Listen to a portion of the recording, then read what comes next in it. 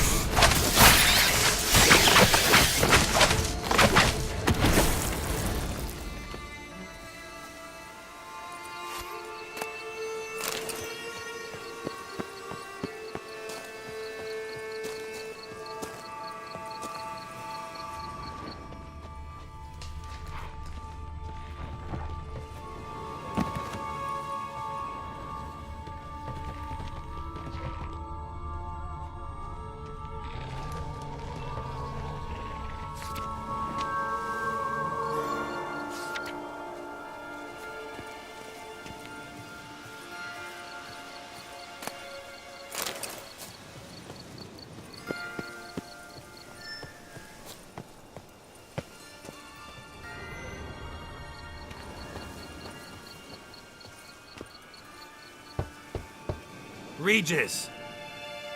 Damn it. Locked. No way I got the place wrong. This is it. Gotta be. Gotta be another way in around here.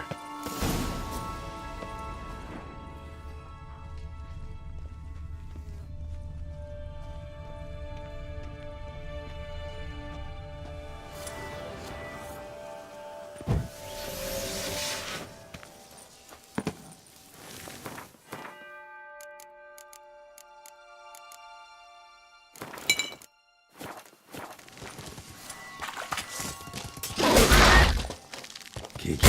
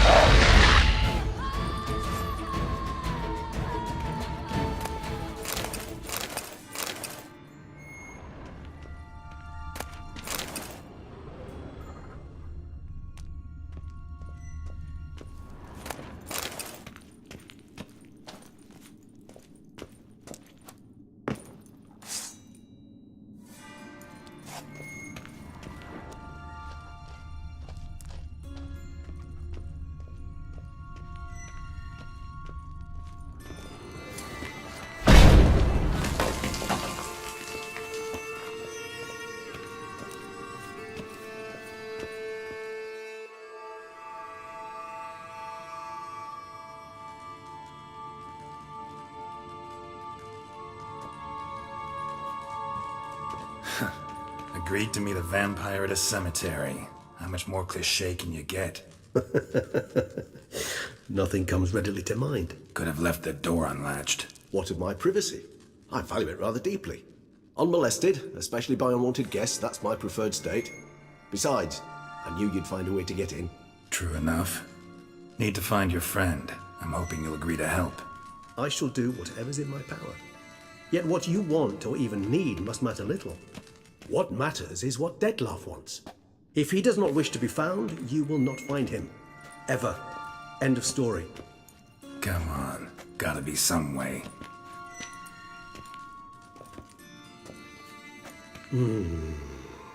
Vampires can evade detection by the senses, and no divination magic works on us. Even the most precise megascope would be useless. And this? Could this help? Wherever did you get that? Off one of the beast's victims, found by a bend in the river. Body was chopped in pieces. 3 of those pieces were hands. Hand with the ring seemed the odd one out. Abruxa had taken an interest in it.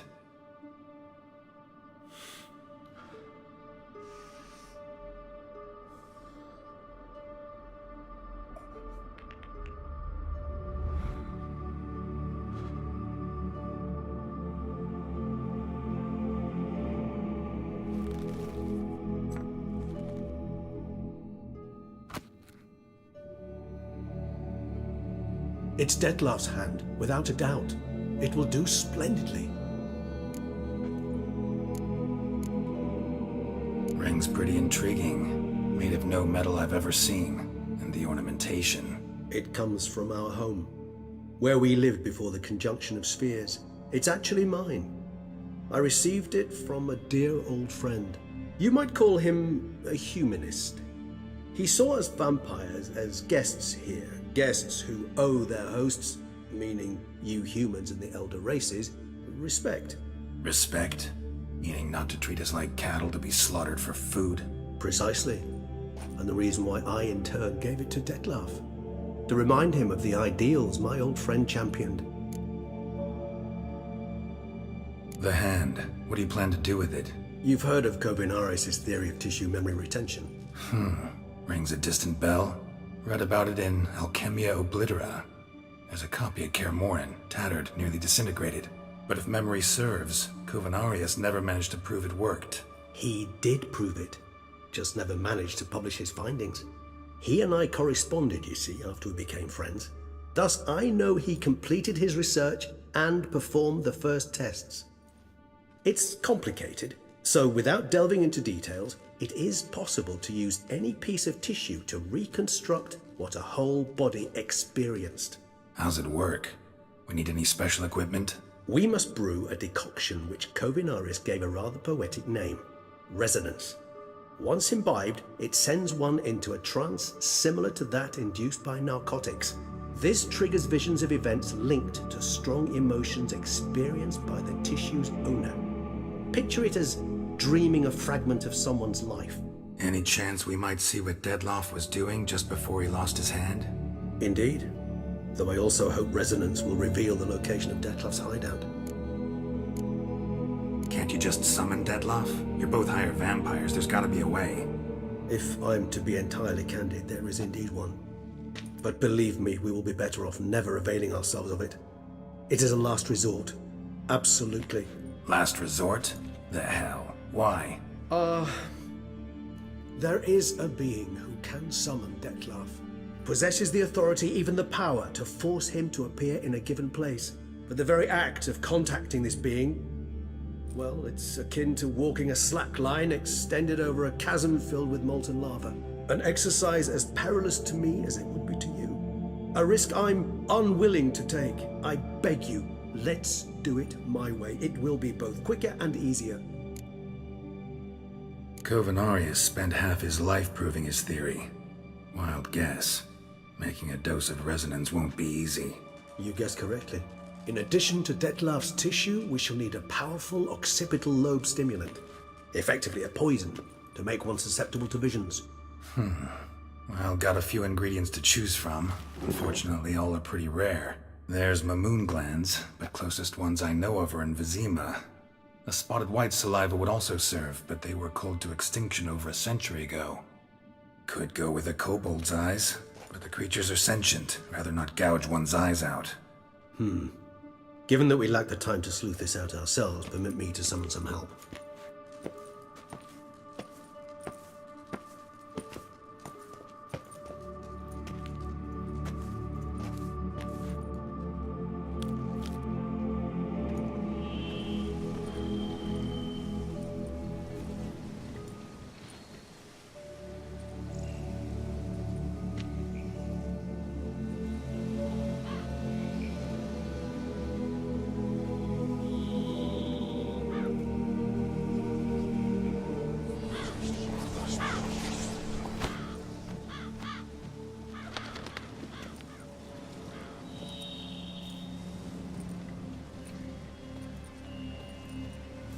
What was that?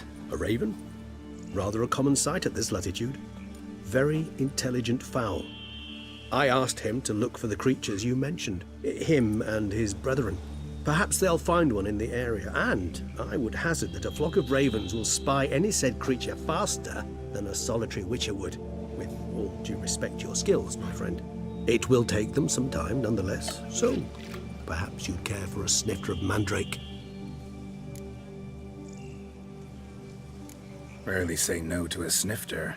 Sadly, this is but a weak infusion rather than a proper distillate. Even better. I remember your mandrake hooch.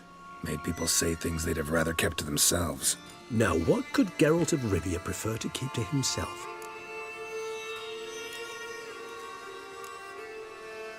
Everyone's got some secret. I agree wholeheartedly. I also believe it wise at times to share one's secrets, unburden oneself to those one can trust. This your sophisticated way of asking me if I trust you? I prefer almost always to ask indirectly. It seems a test of intelligence, one you just passed. Maybe you should go first.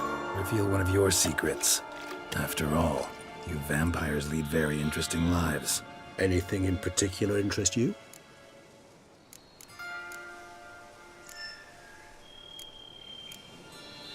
Got a new life, new body. That give you a new start? Blank slate? Starting all anew is a very broad concept. What exactly do you mean? Your blood addiction, say. Wondering if your body's the same, if it still remembers. Maybe if you drank now, you wouldn't get hooked. All addictions are a form of slavery. Re-addiction's not a risk I'm willing to take, just to test a hypothesis about corporeal regeneration and whether propensities carry over. Fair enough. Curiosity, that's all. Sorry. Not to worry, Geralt.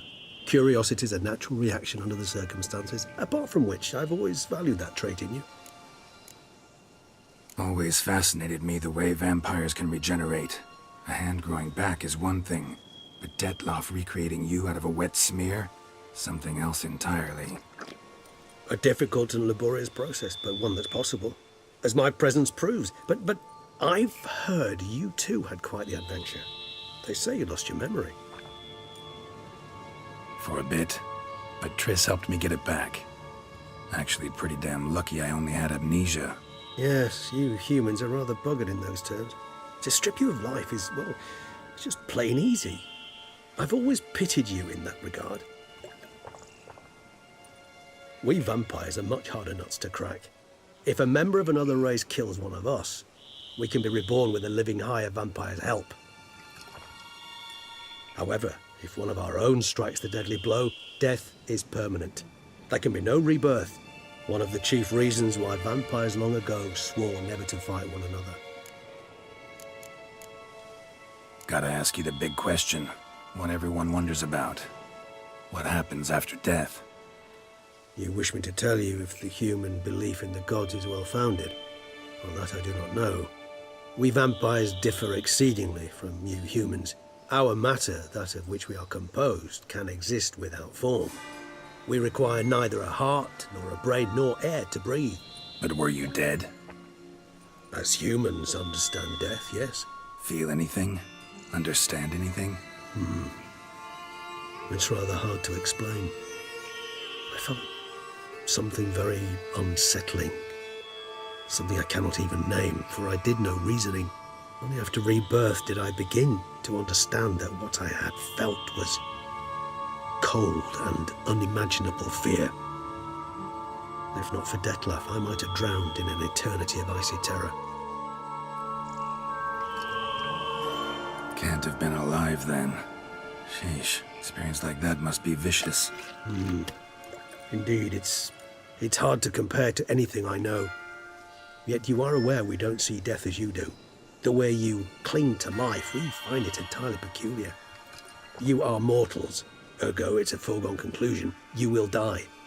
It's but a question of time.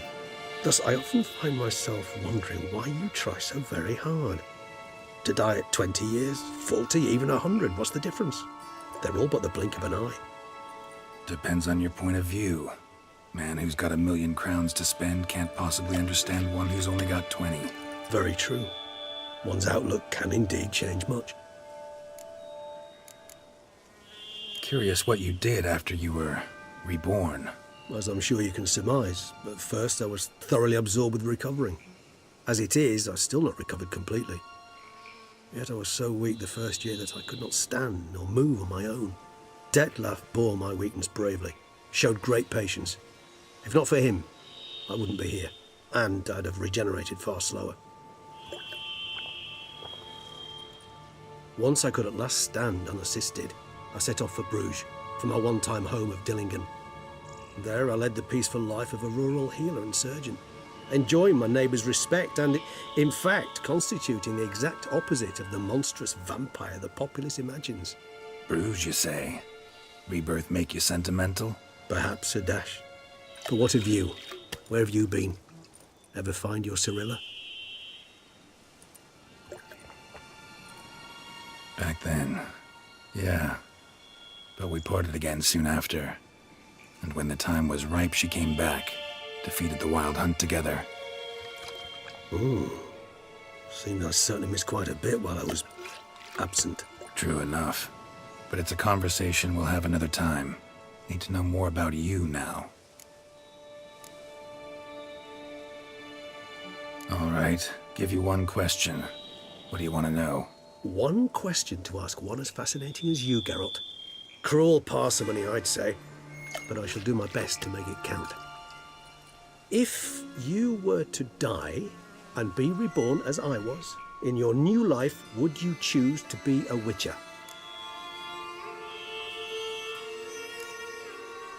That's what interests you most?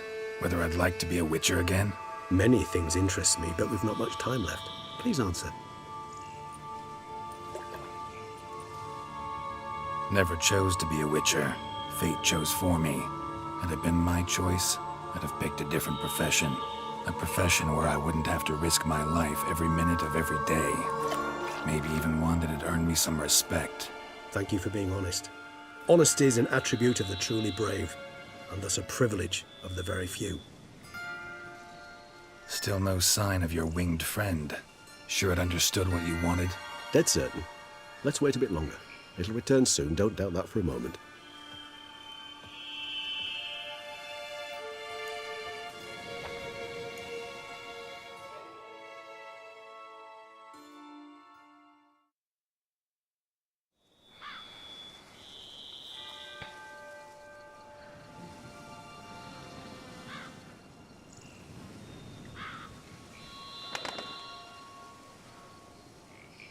Ever vigilant, even in his sleep. Quite vampire-like, in fact. Are you absolutely certain they don't administer a few of our genes during the trial of the grasses?